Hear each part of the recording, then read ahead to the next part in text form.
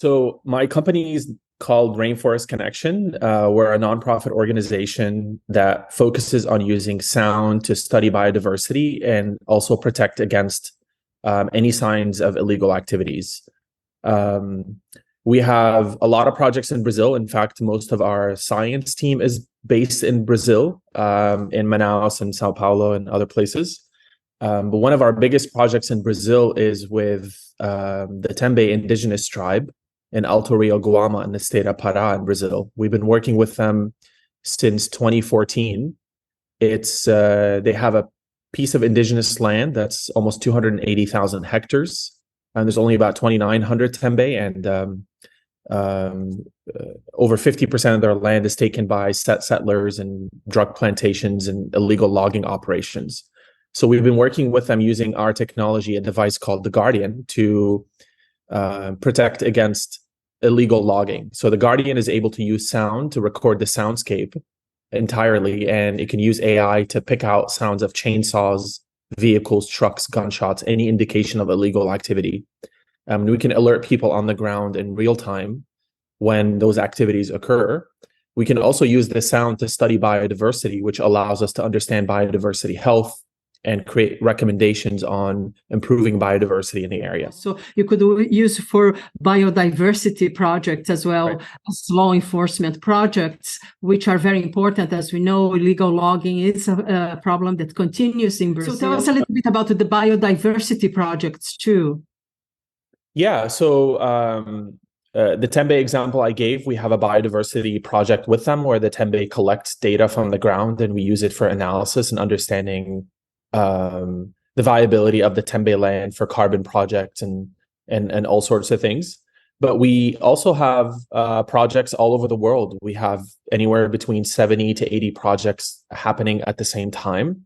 And those look at using acoustics, sound, combined with other climatic variables, other data that comes in from precipitation or land cover, forest land cover, etc., and use the sound to detect species presence. So we can tell down to the species type, even the individual call of a species, what type of a call it is. So we can understand species richness.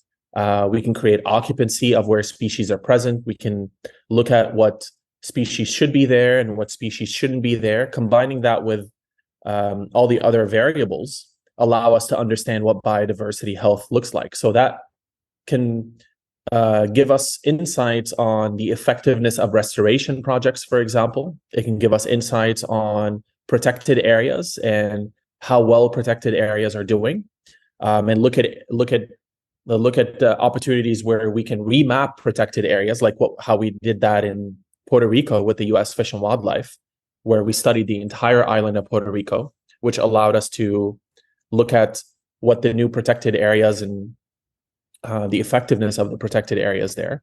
So we can use this biodiversity data for a variety of reasons, but the main goal is to enhance and protect biodiversity and improve biodiversity health. And to wrap it up, how are you financed? Do you work with the local governments, or these are projects that are philanthropic in nature? They're mostly philanthropic in nature. We are a nonprofit organization, so we do get philanthropic funding from different foundations, but we also have direct projects where we take on direct work for answering scientific questions, collecting data, doing field operations, training, and so on. That constitute a decent amount of revenue for us as well. And sponsorships from different corporations where we work with them, collaborate with them on technology and other things. So we have various ways, but usually mostly philanthropic in nature, I would say. You are funded by Google in the project in Brazil. You are supported by Google, I understand. Yeah, Google.org supports us to fund the creation of the platform. So throughout all these things that I've described, essentially all these learnings that we've made in the field, our science team has made and our tech teams and so on, we're able to take these learnings and put them together into a platform that's available for free for everybody. So any scientist, researcher, anyone that's interested in using sound to analyze biodiversity can use this platform called Arbimon. It's a no-code approach. It's a way for scientists who don't have the technical skills to be able to use that platform to analyze biodiversity data. And that platform now is the largest acoustic platform in the world, has over 145 million recordings uploaded to it from over 120 different countries. And that platform, Google, amongst others, but primarily Google, supports us greatly with that. On the ground, especially in the Tembe, for example, in Brazil, and we do have other projects in Brazil, like I mentioned, like we have projects in the Atlantic Forest and in other places. But the Tembe project specifically that I was talking about, we've been supporting them since 2014, and that's been funded by multiple organizations. Goldman Foundation, Change Happens Foundation, even Amazon themselves have funded us there. So we've been funded throughout the life of that project, continue to be funded to support them, hopefully in the future as well. So no government involvement so far then, apart from they are cooperating with you to help go to places and place the sensors? We have some funding from governments in other places, but not in Brazil. No funding from Brazil. We do work closely with the government. We work with SEMAS, ICM Bio. We work with different government organizations to try to provide that direct support. The Tembe themselves work with the local police as well whenever they make interventions. So we try to coordinate with governments and work with them in Brazil specifically. In other parts of the world, we've worked much closer to the government. In Puerto Rico, we are funded directly by the federal government, by the U.S. federal government, through grants from U.S. Fish and Wildlife and Department of Natural Resources. And those allow us to do the work, which has been a 5-year project. It's on its 3rd year now to do the work in Puerto Rico for biodiversity data.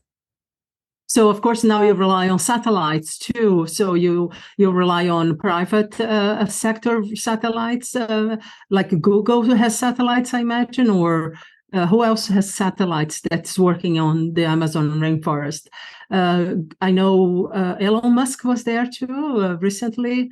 So you rely on a variety, or you have a special partnership with one of the providers?